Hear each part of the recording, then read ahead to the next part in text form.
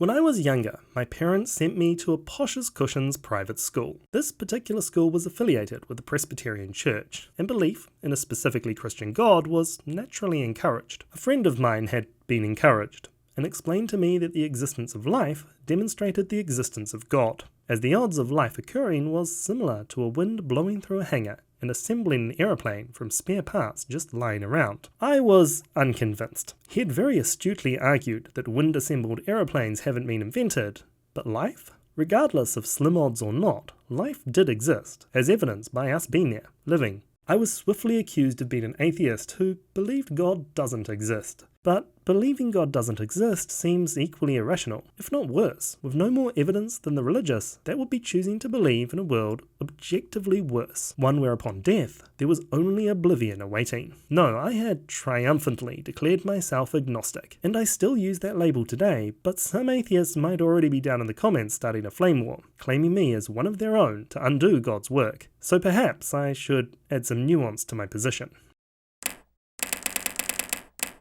The idea that we should suspend judgment about questions which cannot be resolved with certainty emerged as a formal philosophical position in ancient Greek and Hindu philosophy. But the term agnostic was coined by Thomas Huxley in 1869 from the ancient Greek a, meaning without, and gnosis, meaning knowledge. This was in opposition to the Gnostic views of the Church, who professed to know so much about the very things which Huxley felt ignorant. In Huxley's own words, agnosticism is the essence of science. Whether ancient or modern, it simply means that a man shall not say he knows or believes that which he has no scientific grounds for professing to know or believe.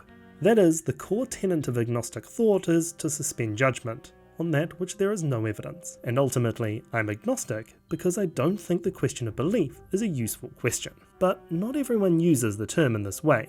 In his book, The God Delusion, Richard Dawkins presents the spectrum of theistic probability, a 7-point scale ranging from 1, a full theist with absolute belief in a god, to 7, a full atheist with absolute belief no god exists, with agnostics holding the numbers in between, representing differing probabilities of the existence of a god. Dawkins places himself at number 6, not certain no god exists, but confident enough to live his life as an atheist. So where can I place myself on this spectrum? I'm yet to be convinced by any religion or philosophy that any god exists, so perhaps I should be towards the atheistic end of that spectrum. But to counter that, I don't feel like I have no soul, and I'd prefer a benevolent deity to grant me a happy eternal afterlife than eternal nothingness. So while this helps me understand how Dawkins and those like him view the world, I don't think it helps people understand my viewpoint. The truth is, I don't think it's possible to answer that question of probability. I think the unknowable nature of the problem leads every position on that spectrum of theistic probability to be equally irrational. This pulls agnosticism away from being an intermediate between atheism and theism, so a different model is required. Unfortunately, maybe,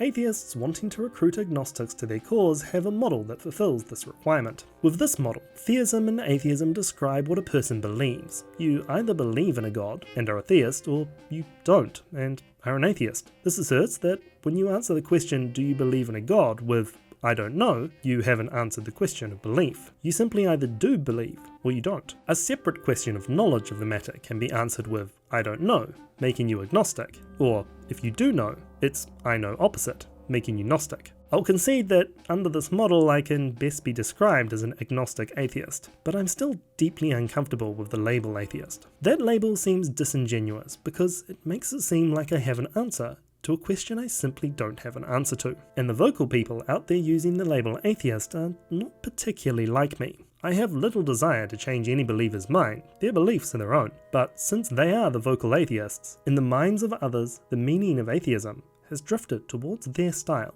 And while a group's definition of a word they self-identify with is important, equally important, especially in the communication of ideas, is how outsiders of such a group view the word. For many, the term atheist implies a hard disbelief in any higher power, not simply a broad not believing in any god. But there is a problem with labels around beliefs in general. A label simplifies a person's belief down to a single soundbite, ignoring nuances and intricacies of the person's true beliefs. After all, your beliefs, whatever they are inside your head, built upon your logic. So if you really want to understand what a person believes, you'll have to go further than a couple of nouns. But in polite conversation, a label is useful, and agnostic is likely the closest to describing me. What about you? What label do you use, and how do you describe your beliefs? Let me know in the comments.